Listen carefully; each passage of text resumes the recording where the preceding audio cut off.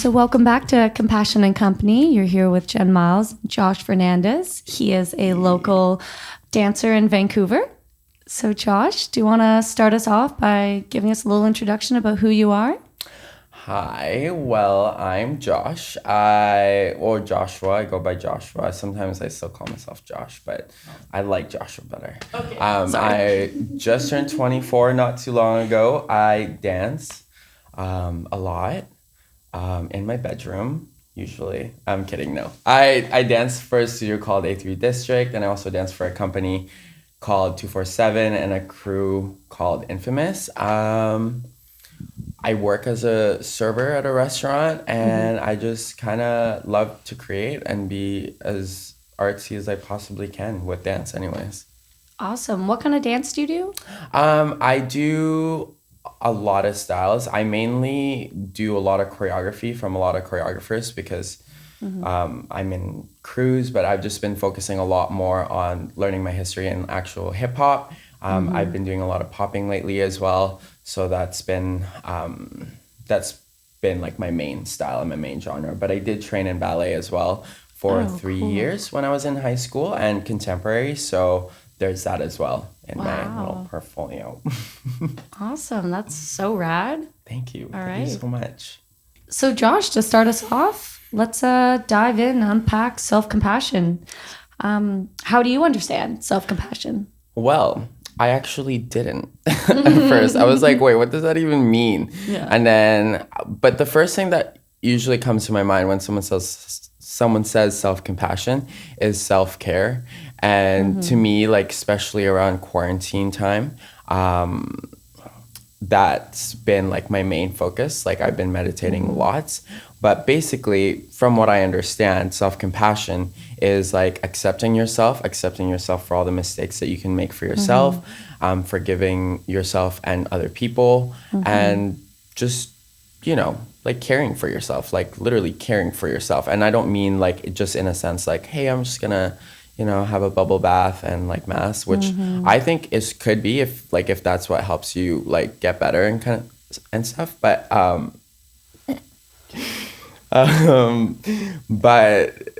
for the most part, to me, it's just honestly like self-acceptance. Like that's that's what I would say self-compassion is to me and how I understand it. Yeah. And did that come up for you? You mentioned during quarantine. Is that when you kind of recognize self-compassion for yourself? Or Yeah, like a little bit. Because before quarantine, man, I was like running around like, I don't know, like crazy. Like I had a full-time work schedule, which I was at work for about 5 to 7 days a week sometimes. And then I also dance about 6 to 7 days as well. Wow. So to me, self-compassion at that point was like out the window. All I had in my mind was like make money, dance, like, and achieve my goals. And that was it. And I forget that like, wow, I need rest. Like I need like help. And like even in quarantine, I was like, yo, like even the first month, I was like drinking a lot the first month. And then it wasn't until the second month where I was like, this can't be it. This just isn't what I'm doing for the rest of my time off. So that's when I started meditating and looking inwards and started being like, oh, there's a lot of things I need to look inwards and like actually unpack myself, like traumas and everything, and to try to fix myself to be a better person, be a better dancer, be just an overall better human being. So you're looking at self-compassion in regards to like your mental health and just like past, like you said, trauma. So yeah. Well, trauma. It was like fairly rough, like growing up. I didn't have the best relationship with my parents. We're all, just for the record, we are all good now. Like everything's good, but it wasn't like easy to get where we are right now. Faced a lot of like bullying, a little bit of sexual harassment here and there, and just like verbally abusive, like peers. So when you're so young, you are when you're told you're worthless so many times, you start to almost just like believe it, and it becomes such a habit that you don't even think of it anymore, and that you let people walk all over you, you let people take advantage of you when you're older, and it just like it's at the end of the day, I feel drained. I'm the one that feels drained. I'm the one that feels like I'm not worth it. Even though they're not saying it anymore, it's still kind of in my head. And during quarantine, that's something I wanted to focus on, just to let go of that. Because I couldn't even forgive myself at one point. I was like in dance, like so how dance classes work for the most part is we do like a combo. That choreographer teaches like a choreography for about 30 to 45 minutes, and you have the 20 minutes to do it over and over again and perform in groups and sometimes in front of the camera. And I was notorious for blacking out on camera. Like I was notorious for like going, and then I'm like, oh my God, I forgot. And just like, and that was it. And it took me a while I had to really look inwards to figure out, well, why is that happening? Why is it like that? And I've been told over and over again by like my mentors and dance choreographers that like I need to forgive myself, like when I'm making a mistake in dance, and just to keep going, so you don't have that awkward pause in between. And when I first few times I heard that, I took it quite lightly, and I was just like, dance, but it's like quite like it just applies to every aspect of your life too. It's just like if you forgive yourself, the quicker it is that you can move on, right? And that's kind of what I was looking when I was looking in. I was looking back, and I'm like, yeah, these were all wrong things that were done to me, but I need to forgive them so I can easily forgive myself as well when I make a mistake, you know? It's almost like we treat other people so much better than you actually treat yourself. And it's like, it shouldn't be like that. You treat yourself well, so then it just all kind of flows out naturally to other people as well. And that's something like I've been really learning throughout quarantine, and like through meditating and like just reconnecting with who I really am and like the pure me, because I honestly used to call myself like damaged goods, like all the time, because like people always like, oh, you could have been so good, you had so much potential, but this and that. And it's just like, it's like, no, that's not how I should look at myself. You know what I mean? Like, it's myself. I should be my own biggest fan. That seems like a really powerful realization that you had for yourself. I downloaded the app Headspace and Calm, and just like did some like light meditation here and there. And then all of a sudden it just kind of like, it was like one thing after the other. It was like I started watching a lot of spiritual things on like YouTube as well.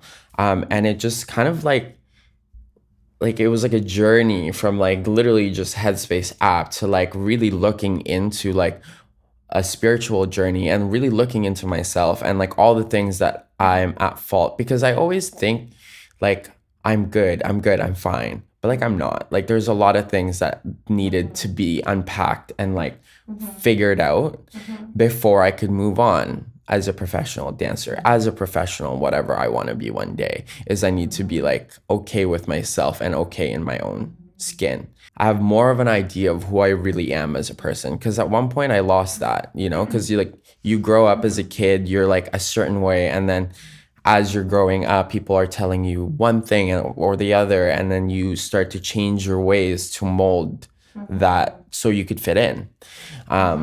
But now I'm like reconnecting with like that inner child inside of me, and just like, yo, I used to do so many things. I used to love so many things that I stopped doing because people told me it was weird or like something. And then like it got to the point where I even was criticizing myself, where it's like, why are you doing that? Ew, you're so gross. Like stop, don't do that to yourself. Like it's not about that, you know? So it's been definitely super enlightening. Like even like with my parents, like we weren't really like 100% until like probably like 2 weeks ago, when I finally was like, this was not okay.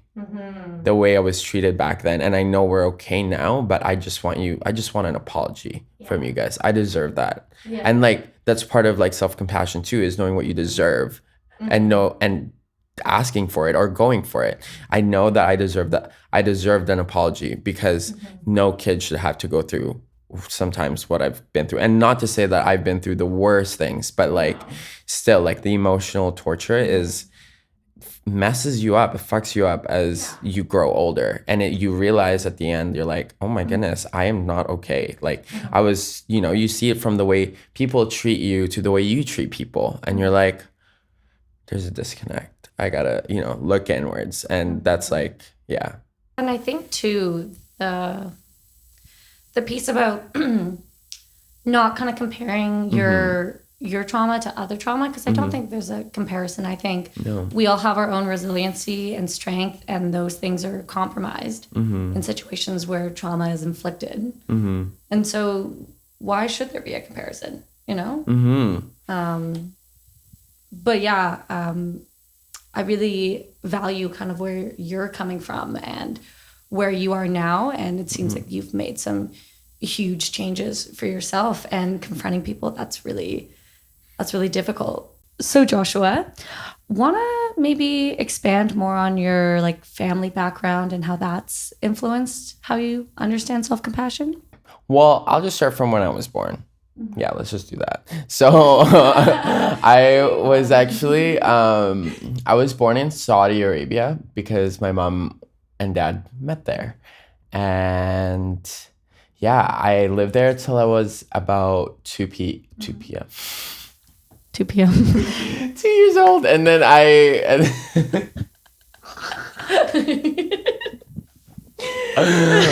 sorry. I meant 2 years old. 2 years old. I lived there till I was about 2 years old, and then my mom was like, "Oh, like it's time for you to go back to the Philippines." So I lived in the Philippines.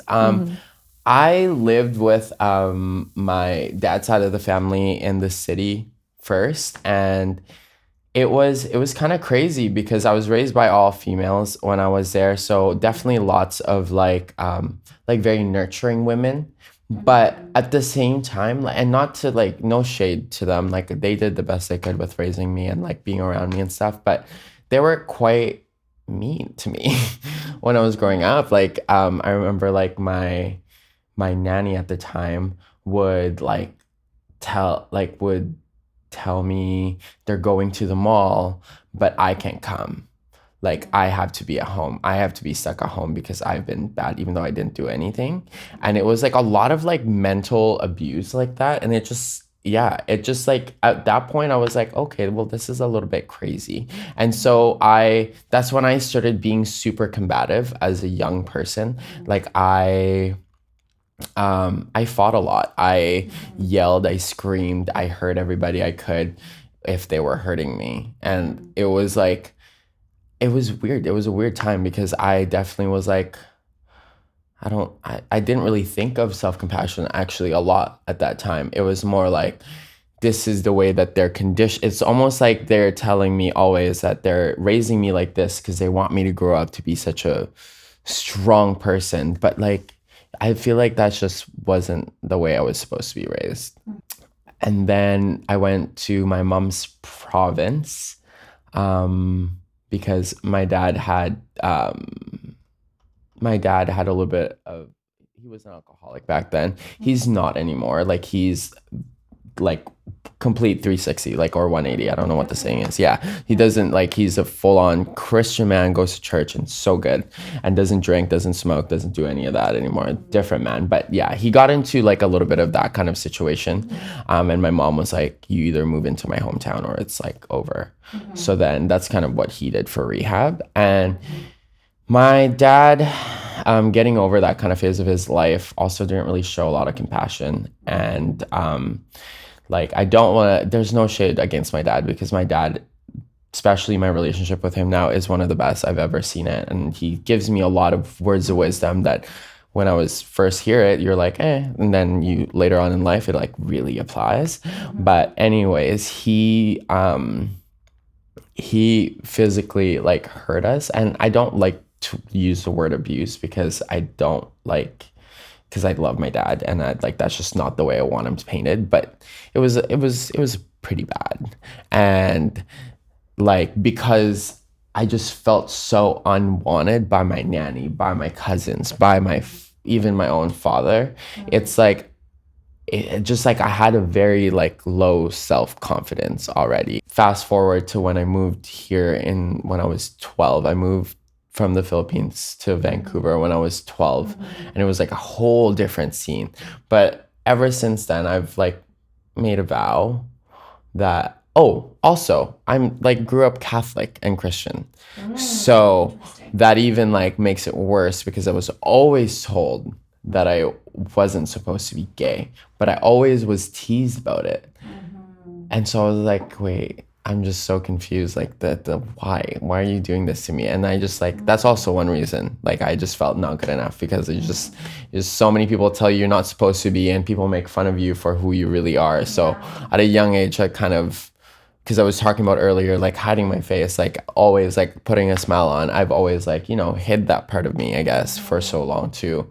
And that's something I'm like, obviously like unlearning, like I talked about before, but that's just kind of how that's my experience with like self-compassion. It wasn't really introduced to me. It wasn't something that I really looked into until I was, well, literally like a month or two ago. And like till before that, I was just running on like, I just call it in my head a zombie mode, where it's like, you go to work, you're like, hey, oh my God, you're so fun. Oh my God, yeah, great, like love that. You know, like at work, and then you get to your friends where it's like they're also going through something, so it's like I almost like don't want to seem weak in front of them because I want them to feel comfortable and safe around me, and I want them to be able to tell me anything. But I've forgotten that, like, you know, like growing up like that, it's just you also to be able to help them actually, and like for it to resonate to them more, is that if you've helped yourself get through the same things. And like with the whole being gay, because like, you know, I had my regular life where I was like, you know, like just a high school student, but there was also the aspect where I was gay. So I had Grindr, I had you know, met a lot of people in the scene, the gay scene. Like I don't know for anyone, if you know, unless you're probably gay and had Grindr, but like at one point it was like no Asians, no blacks, just whites, like basically. And you just like start to feel so ugly, like, and my views of myself was that I'm not good enough because I'm not white, and or like, you know, I'm, you know, it's just like awful. Like it was such a journey to get to where I'm like, yo, I just need to be myself, and like, you know, fuck those people that don't want me. So who gives a fuck? Like you probably don't want them anyways. But I almost like just wanted to please everybody because I've grown up in such like a I'm not good enough that I always had to please. So now in my real life, I'm like, in my adult life or young adult life, I'm like trying to please everybody as well, you know? And it just, man, that was a shit experience. Like growing up, going on Grindr and being like, oh my God, like I can finally like meet other people that were like, are the same as me, maybe find love. And like, I was always like such a hopeless romantic growing up, and like, oh my God, maybe I can find my love here, like, you know? And I always looked at it that way. You always had such pure intentions in the beginning, and then you get met with like, no Asians. Like, what? Yeah. So then like racist. Well, it's racist. And it's also like, for me looking at that, I just felt like I just had a completely different image of myself. Well, you've had, it seems like, a lot of different barriers in your life in place there where you haven't been able to like be yourself all the time. You know, it's like there's a lot of restrictions, and you know, you're also getting told by family relations and those people, and then you're also getting it on a social level with peers, and then you're also getting on like a whole nother paradigm of white supremacy is just coming in and being so aggressive and trying to tell you that you're not right or you're not good, when that is not the truth. It's just a white supremacist ideology that's toxic. I have a question. What was it that gotten you through all that? Like, because you're sitting here now, you're being yourself, you are who you are, you're like pursuing dance, you're doing everything you love. Like what was that strength that got you through it? Like I said, I grew up like fairly Christian. Like I did go to church, and like, the whole like being gay thing was like a very uncomfortable topic. There's been literally a day where I was in church and they talked about like gay people being like bad and like, you know, just how they would talk about it in church, regardless of whether, you know, I was okay, like it was okay being gay. I still prayed. Like I've always prayed ever since I was a child. I've always prayed. And that's kind of like what I've gotten my strength from. Or like I'll listen to like Hillsong United. Like, I don't know if you guys know, it's like a Christian band. Sometimes I just pull my strength from random aspects of my life. Like that was like a one good source of my strength at one point. My friends are a really big one. They've always supported me. They've always, for the most part, they've always been there. Shout out to Madison. Love that bitch. But she's been through with me through like the darkest states of my life until like leading up to now, where I feel more secure in myself. A lot of movies, a lot of music, and most importantly, and the biggest one I feel like is dance. Dance, no one cared about who the fuck I was. It just mattered that if I was like working hard enough or nothing. Like I've never, like I felt like I was just me. Like I didn't have to put on a front so much. There were times, like I'm not gonna lie, there were times, it depends what kind of group I was put in or what kind of environment I was put in. But for the most part, like my main core of friends and my main core of like dance people, dance friends that I have helped me get through all of that, because they're the people that I cry to. They're the people that I talk to now, and they've made me feel okay with opening up with like my past traumas and letting me unpack to them. And it's the same for them, you know, it's always an exchange. It's never just like a one-way street. But that's definitely where I draw my strength from, especially starting with like A3 District, which is my studio like 4 years ago. Like where I was then to where I am now, I like can't thank them enough. Like I just wouldn't be anywhere near where I am right now if it wasn't for like these supporting people, network of people. And meditation, and that's been like more lately, but yeah, great. I mean, it's always developing, right? Like I think self-compassion can be done in a lot of different ways, and for you it was like through connection, it was through self-expression, and it was through just having that community and, you know, being able to talk out what you're feeling and talk out your traumas, and have people honor and hold that for you too. And it's like crazy because like, you know, even like once you kind of realize what self-compassion is and like understanding and forgiving yourself, if like, because I had like my dreams pre-meditating, pre like, you know, pre-rediscovering myself and really looking inwards and unpacking my traumas. And like I was actually reading this book called, I'm pretty sure everybody knows, but like The Subtle Art of Not Giving a Fuck. Like there was one section where they were talking about the band, like two bands, like Metallica and the Beatles, and how there's one guitarist from Metallica that got they fired him, and then that drummer like made it its point to like what do you call it, made it its point to like beat Metallica one day. And then the drummer from the Beatles who got fired, he still drummed, but he changed his like his meter of what success was to him was changed. And I kind of like relate to that in some way, because like the guy, I don't know if it was a guitarist or a drummer from Metallica, still made it big. Like their band still made it big apparently. But in an interview, he was sad that he didn't beat Metallica. And then on the other hand, the other one, he was like, I lived such a fulfilled life with my family and like still being able to play my music and stuff. And like that's kind of where I am right now, where it's like I was aiming for something super, super, super high, but like through like finding out what self-compassion is, like I almost like want to give back to the community that raised me.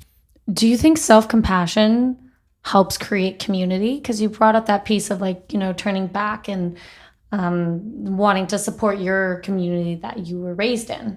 Do you think self-compassion is something that... Yeah, of course. I do. Because like for me, I looked into myself and I was able to really be honest and like unpack all the things because I felt safe, because I felt like there's people that like back me up, and I feel like I could crumble here and like just like unpack everything and they're still gonna be there. And so I don't think I would have been able to do that if I wasn't part of a community that was so supportive, or like I didn't have a network of friends that like was there for me when I was like going through it like really badly. I'd love to hear more about your experience being gay and living in Vancouver, and especially in the dance community, and how that's looked for you, and maybe how that relates to self-compassion. Okay, we'll try our best for sure.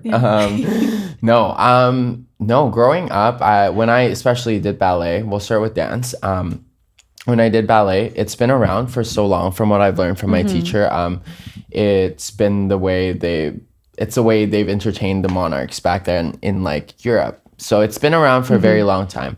But how it was my natural quality of movement, I've always been super flowy, like super, just like a little bit on the feminine side. And I remember always being told, like especially in ballet, like don't dance like a girl because it's traditional. Like there's no gays back then, or like those words weren't exactly used, but that's what was being implied to me, was like you need to dance more masculine. If you're gonna play a guy part, you gotta dance more masculine. So it's definitely been like a journey to find a good medium for both, because I get that a lot, and some people really like the feminine side and some people really don't, and some people like the masculine side, and that's something that I have been working, because I don't want to just be salty and just call the dance community or dance culture like super like, oh, like you're so against like being feminine and being gay, but it's not like that. Like I know that it's a form of art, and sometimes you do have to play a character. Like in ballet, for example, like all these guys that were in these shows, like for example Giselle and like Capelia, all these guys are guys, they're manly mans, but they wore tights. Yeah. But you still had to act like the part, and that was like something that was hard for me to understand, and I almost just took it as like oh my god, they don't want me, like they're being so discriminatory. But at the end of the day, you're just playing a freaking character, and like Interesting. Yeah. you just have to do what you're told, because at the end of the day, it is a show, it is a company, it is a job that you're working, and you have to, do what you're told. In the more like street kind of more industry side of things of dance, most of the dances are either really feminine or really masculine, and it's been really hard to find like a good medium. So I just kind of feel it out. But lately, especially, I've kind of like had this thing in my head where it's like, no, I have both. I can dance super masculine, but I can also dance super feminine. Like, and that's just a gift. And I've always looked at it as almost like oh frick, I wish I wasn't as feminine. Like there's so many times where like I just wish I wasn't gay just for that reason. But at the same time, it's like there's nothing wrong with it, and I just like need to embrace it. I dance most of the choreography. Like now that I'm more comfortable in my ability to pick up choreography, I put my own style in, and like I'll dance like an 8 count of like super masculine, and I'll like throw in a little like like a little like booty pop here and there, just like just to balance it out, because I think that that's like my best quality, is to be able to be like kind of a chameleon. Like I've always been really good at adapting. So for you, it's just kind of finding that like fluidity and acceptance between being masculine and also feminine within dance. Exactly. Because there's also a point in my life where I was like super just feminine, because I thought that's who I was. Because I was gay, I needed to be super feminine and have all the girlfriends in the world and have the prettiest friends. But like that's not it. I've always been like a fairly chill person, and that's like something that I've learned like more lately, that I'm actually just like a person. Like I don't need to be masculine or feminine, because that's just like a trait that I can put on if I want to. I'm just me, and that's something like I've forgiven myself for criticizing myself for being too feminine, because there's been times where I literally hated myself, because I'm like, oh, why is everything I do so girly, or like feminine? Sorry, not girly, feminine. And then like I hated that, and I just like couldn't get over that. But like it took some time, but I got there. I forgave myself and actually embraced it, because then now I could do both. You know what they say, get you a guy that can do both. Yeah. But yeah, that's kind of been my experience in the dance within dance. But for Vancouver in general, to be honest, for a while there, like from it's so funny, my first gay club I went to, I was probably 17. Yeah. And I walked in and I was like, oh my god, it's like Grindr, but it's in person. Like you know, all the profiles on Grindr, you just see them and like, yeah, exactly. So it was like kind of crazy like that. So it was exciting at first, and then it slowly got like pretty ugly because like it was more of like an insecurity within myself because of all the things that I've seen with regards with like no Asian, no blacks, and positive white, like fuck, like a, you know, and to me, I just felt like I was never good enough for the scene because I wasn't a pretty white boy that like had money, you know, and like so it wasn't like my favorite thing for a while, and I just felt like the gay community here is very small to the point where it's like you're seeing the same people all the time, you know, you're partying with the same people, and that was kind of a very narrow-minded like way of thinking for myself because that's all I knew what the gay community was the gay scene and being out in the clubs. And you know, no shade, because like some of these like nightlife gigs, like nightlife things like going to Junction and stuff, it saves people's lives because some people, that's their way of like trying to find their own community and stuff. So no shade to them, but for me, my experience wasn't exactly the greatest with the scene. And it led me to do a lot of drugs, a lot of drinking, a lot of reckless decisions, which I don't necessarily regret because it did shape me to the way I am now, and that's something that I've also forgiven myself into. But when you forgiven myself for, but when at the time and at the moment, it was like I just had so much like almost like hate, like it was just like, and it was like I think I was almost brainwashed to thinking that white was always great because like this is crazy. So like when I used to live in the Philippines, I used to watch this like show called Meteor Garden, and it's like I think it's a Chinese or a Taiwanese TV show, and it's like it's kind of like a like think like Riverdale, but like in school. So it's like younger characters, like high school life, but like not as crazy as Riverdale. They're just like, yeah, it's all about love too. But I used to have the biggest crush on all the guys that were in it. They're called F4. I think they're called Flower 4. That's why it's called F4. I don't know exactly. But I was super attracted to them, like super attracted, like literally like 12-year-old wet dreams. Like I was into it. But when I moved here, and I had Grindr, and I was like kind of like, you know, like this whole like no Asian thing was going on. Like I almost just wasn't into it anymore. Like I almost like I had my own sexual preferences, I guess, when I was younger, like a racial one, which I'm not proud of, but I wasn't like, no, blah, blah, blah, blah, blah, blah, blah. It was more like, I just go for whoever I like thought was like pretty, which usually were white. And then I like kind of snapped back in like a few months ago, and I was like, not a few months ago, like now, because now from then to now, like I don't really have like a racial preference. Like to me, that's just like shallow, because like at the end of the day, you can't really have a sexual sexual preference for a race, because like have you met every Asian person? Have you met every fucking black person? How do you know that there's not one black person or one Asian person or one Latino person that you're not going to be into? Like that's just, it's unrealistic. So for you to tell me that, you know, you have a racial sexual preference, like that's just being racist. Like, I'm sorry. 100%. That's just it. Like, that's just covering up with like biology. And it's like, no. No. You were, you know, like, and that's something that I had to go through. And like, I had to unlearn when I've always had it. So like, interesting. Yeah. And so like, now like, I just like, everything's like out in the open. Like I like whoever. I've actually, like, I would say like, I'm fairly more on the gay side of the spectrum, but I'm always say like, I'm such an open person where it's like, I almost just like, care more about their personality than what they look like or what they have underneath. So like, I mean, it could be like I'm a demisexual, but I don't have enough experience to maybe call myself that yet, but definitely on the spectrum and definitely more open. Like I'm not gonna say no to I don't know. Like, I'm just not gonna say no if I've never met you and I've never met you personally, because that's like such a big key for me to fall in love with you. It took a long time of unlearning and just like accepting myself, because I didn't even really accept the fact that I was gay. Like, my parents actually had me exorcised in my house because I was told that being gay is a spirit. And it's the spirit that's living inside of me. So they got like my pastor to like come and exercise me, which honestly at the time I was like kind of like, I was like, you know what, maybe because I hated myself so much, I was like, maybe if I actually just like, you know, submit myself like fully, I will actually feel better and I'll actually maybe be straight. So I did it. It was a whole thing, lots of prayers. And then I opened my eyes and I was like, I still like dick.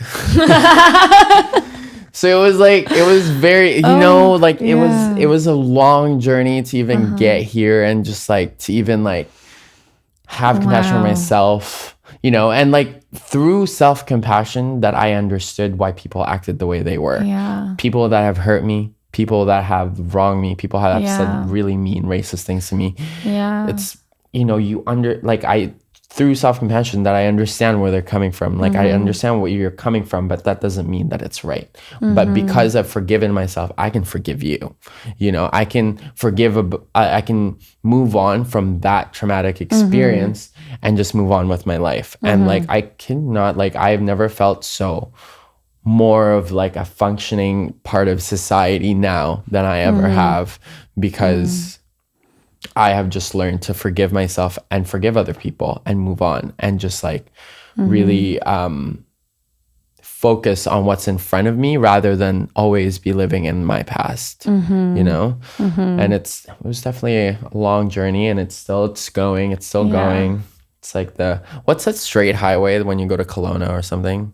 Is it Highway 1? Just a massive, it's not just a straight line. There's a lot one across Canada I know that's like just straight for like ever. That's okay. It's not worth it. I was going to make a joke about it, but obviously it's just past. Well, first I just want to say thank you for sharing that story and feeling like safe enough to do so. It's amazing that you are here now with the resiliency that you have, and you've found self-compassion, and you found so many avenues for that self-growth, and also avenues to reconnect with past traumas, but be like, hey, that happened, that wasn't okay. Here's the validation I probably needed, and now you're here. You're able to just let them go, and that's huge. So it's all lessons, baby. Yeah, all lessons. Life's school or a teacher. Yeah. Just kidding. I don't know what You're I'm saying a teacher. Well, Joshua, thank you so much for being here. It's been such a pleasure, and you have been so raw and just let it all go, and that's what we want for this. So thank you so much for just being vulnerable and strong and all of those. No, thank you for having me. Thank you for letting me talk. All right, just a quick shout out to Jody Cox. She's our Artist of the Week. A beautiful piece. She also has one down here. So yeah, if you'd like to check her out, we'll be dropping her Instagram handle below, as well as her website where you can get more in touch with her art directly. Well, thank you guys for listening. I hope you enjoyed the podcast today and our friend Joshua. We'll see you guys next week on Compassion and Company.